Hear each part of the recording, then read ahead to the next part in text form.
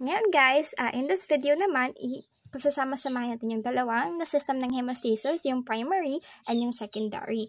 So, yung hemostasis guys, and all in all, meron siyang apat na steps.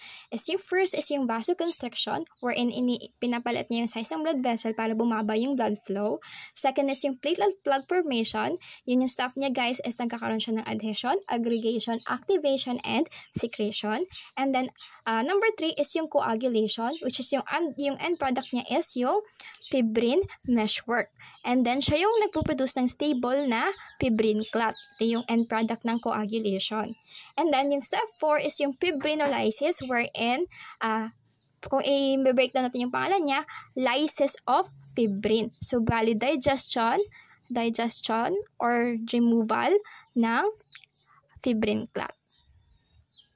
Okay? Si 1 and 2, yan yung natawag natin na primary hemostasis. Si 3 and 4 naman is yung secondary na hemostasis. So, kung mapansin nyo guys, yung vasoconstriction, yung gumagawa niyan is yung blood vessel. Diba? Siya yung nagliliit. So, siya yung responsible dyan. Dito naman sa second na step is yung platelet naman yung gumagawa niyan, yung may role niyan. So, yung laman ng yung system na involved sa ating primary is yung blood vessels and platelets. So, take note kung anong na-involve sa primary hemostasis na sistema, yung blood vessel at yung platelets. Dito naman sa ating na secondary na hemostasis, ang na-involve is yung coagulation system na merong lamang coagulation factors at meron silang mga fibrinolysis, pati fibrinolytic proteins. Ito naman yung mga systems na involved sa secondary hemostasis. Fibrinolytic enzymes. Okay, ito yung mga sistema na na-involve sa secondary hemostasis. Okay, yung 2 at degrees na yan meaning secondary. Yung 1 naman at may degree meaning primary. Okay, so, focus ulit tayo sa primary hemostasis. Diba sabi, sa primary hemostasis, yung kanyang main or key player, dalawa yung key player natin dito guys, yung blood vessel, and pangalawa is yung platelets.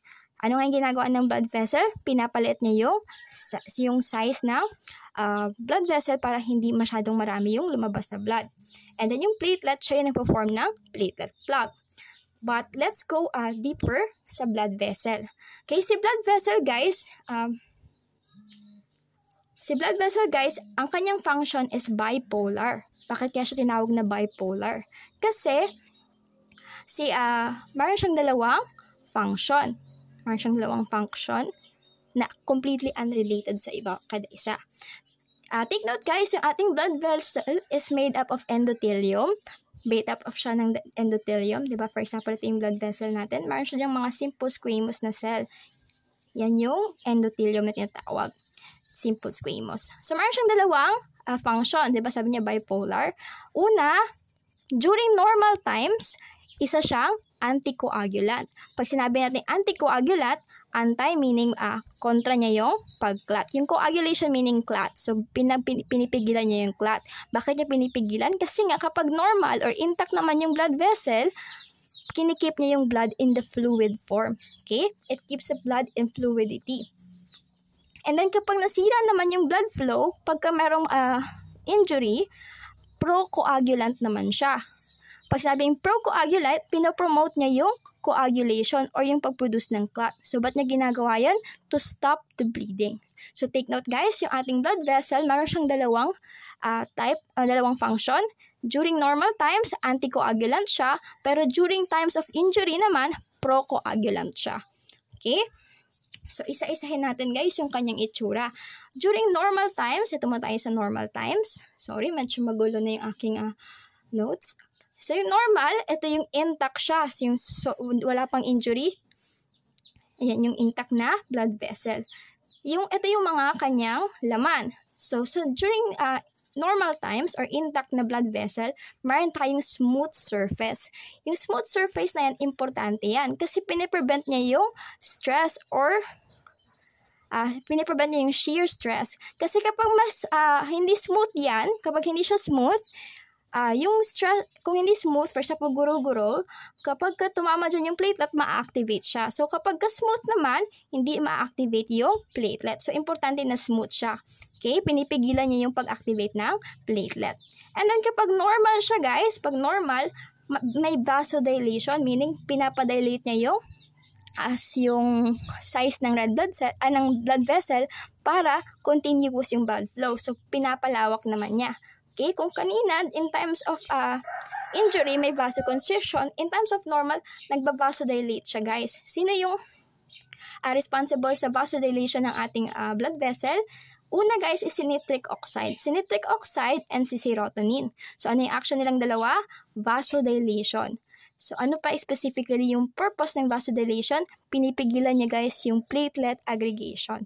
Okay? Yung minus meaning ini-inhibit, meaning pinipigilan niya yung pag-produce ng platelet aggregation. So, importante yung vasodilation by nitric oxide and serotonin para hindi mag-aggregate yung platelets.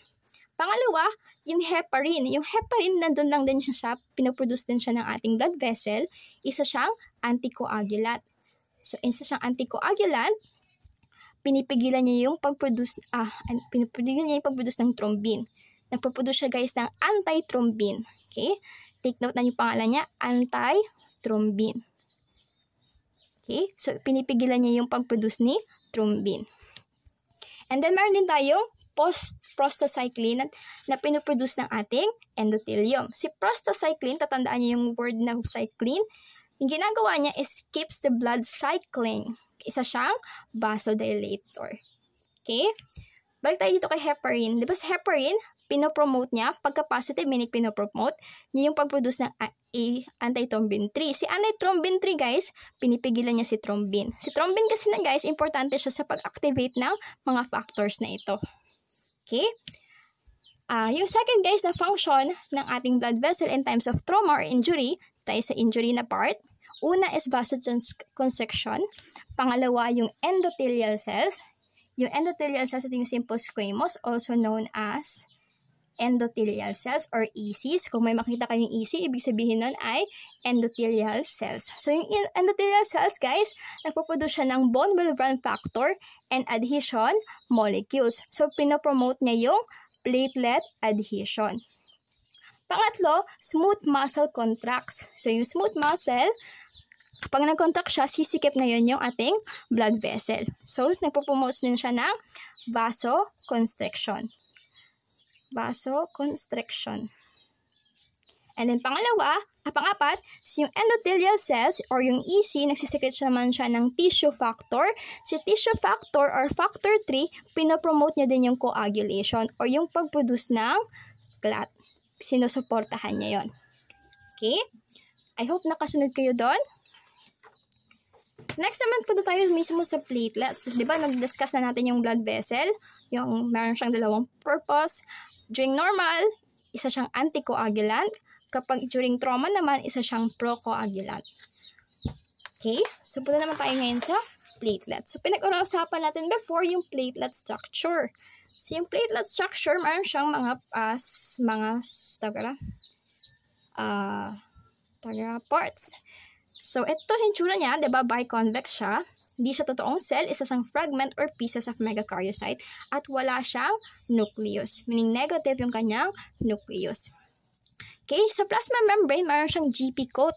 Yung GP coat na yon or glycoprotein coat, meron siyang mga receptors. Meron siyang GP1B and GP2B3A.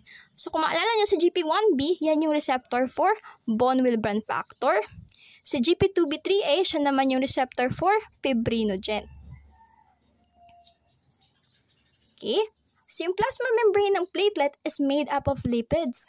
So, yung lipids na yun, guys, yung specifically ang tawag sa kanya doon is phospholipid or also known as platelet factor 3 or PF3. So, kung makakita kayo ng PF3, ang ibig sabihin lang naman doon, guys, is phospholipid. They are just the same thing. And then, yung ating, sa loob ng ating plasma membrane, meron tayong calcium canalicular system. Doon nanggagaling yung ating calcium. So, yung calcium na yon, siya yung responsible para mag-contract or mag-release ng secretions yung ating platelet. And then sa loob ng cytoplasm ng ating platelet, meron tayong mga organelles.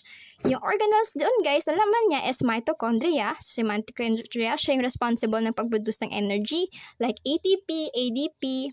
Meron din siyang residual Golgi or RAF-ER. Doon naman napoproduce yung mga enzymes. Okay? Specifically yung cyclooxygenase and phospholipase A2. Meron din siyang mga proteins and growth factors na ginagawa sa loob niya, like fibrin stabilizing factor or factor 13. Tatandaan niyo yung factor 13. And then yung PDGF or platelet-derived growth factor. Meron din siyang alpha granules, kung maalala niyo si alpha, and si dense. Si dense, maalala niyo yung laman niya, si CAAS. Meron siyang calcium, ADP, ATP, and serotonin. Okay? Next naman, ito yung laman niyang platelet granules. Alpha granules, ito yung mga content niya. Yung importante sa alpha granules, yung bone-will-burn factor. And another source ng bone-will-burn factor, guys, is makikita din siya sa endothelial cells. Tatandaan, guys, saan yung source ng bone-will-burn factor? Alpha granules and endothelial cells. Yun yung source niya. And then, dun sa loob ng alpha granules, meron tayong fibrinogen and platelet factor 4. Okay, tatandaan yung platelet factor 4, it's not the same as calcium. Si calcium kasi, alam din natin siya as factor 4, pero iba naman yung platelet factor 4. Okay, next is yung dense. Alam naman natin yung CAAS. So, si ADP and si ADP, ATP, yan yung sa energy. And then, yung calcium naman, guys, siya yung responsible for contractions and nasisilbi siyang binding agent for vitamin K. And then, yung serotonin naman, yung ginagawa niya is vasodilator. Okay? Also, take note, guys, yung laman ng alpha, protein in nature, yung dense naman is non-protein in nature.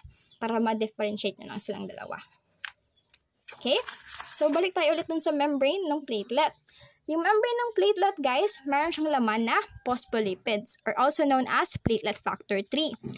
Okay, ano yung purpose ng phospholipids na yon? Yun yung stage wherein yung interaction or activation ng coagulation factors occurs. Okay? Yung phospholipid, guys, in times of, phospholipids in times of, in presence of phospholipase A2, tatandaan, kapag meron tayong phospholipase A2, yung phospholipid na ko-convert kay arachidonic acid. Okay? So, arachidonic acid, guys, isa siyang pro-inflammatory. Pag sinabi natin pro-inflammatory, nagpo-promote siya ng inflammation. Aside from that, guys, from arachidonic acid, in the presence of 5-lipoxygenase or 5-LOX, nagiging leukotrienes siya. Si leukotrienes, siya yung responsible for production of fever and inflammation. Okay? Kung sa blood naman, si arachidonic, pwede siyang maging prostaglandins. Si prostaglandins, si arachidonic acid, ulitin nga isa, si arachidonic acids in the presence of cyclooxygenase, tatandaan, si cyclooxygenase, magiging prostaglandin siya. Ngayon, si prostaglandins, ang effect niya sa platelets, pinopromote niya yung pag-produce ng thromboxane A2. So, kung may thromboxane A2 tayo, guys, pinapromote niya yung coagulation, vasoconstriction, and platelet aggregation, which basically, nagpo-promote sila ng clot. Okay? Si cyclooxygenase yung gumagawa ng prostaglandins. Si prostaglandins naman yung nagpo-produce ng thromboxane A2. Ito yung end product ng thromboxane A2. So, meron tayong drug na tinatawag nating aspirin. Si aspirin, guys, yung ginagawa niya, pinipigilan niya si cyclooxygenase, sinisira niya si cyclooxygenase. Kung wala si si aspirin, kung nandiyan si aspirin, pinipigilan niya si cyclooxygenase. Kung wala si cyclooxygenase, hindi tayo makakaproduce ng prostaglandins, hindi tayo makakaproduce ng thromboxane A2, hindi tayo magkakaroon ng clot. So, during times of aspirin, meron tayong side effect ng bleeding. Bakit? Si aspirin kasi, pinipigilan niya yung cyclooxygenase. So, hindi tuloy tayo makaproduce ng thromboxane A2. Okay? Si aspirin kasi guys, binibigay yan sa mga taong may sakit sa heart para maging thin yung kanilang blood. Yung in low dose, isa siyang antiplatelet. In high dose, analgesic siya or antipyretic. Okay? Sa endothelium naman guys, yung arachidonic, kapag in presence of cyclooxygenase, yung prostaglandins, arachidonic acid in the presence of cyclooxygenase, yung magiging prostaglandin siya. Si prostaglandins, kapag pumunta siya sa endothelium, magiging prostacyclin siya. So, tatandaan niyo yung prostacyclin, it keeps the blood cycling. And, sisilbi siya as anticoagulant. Okay? Hanggang doon lang.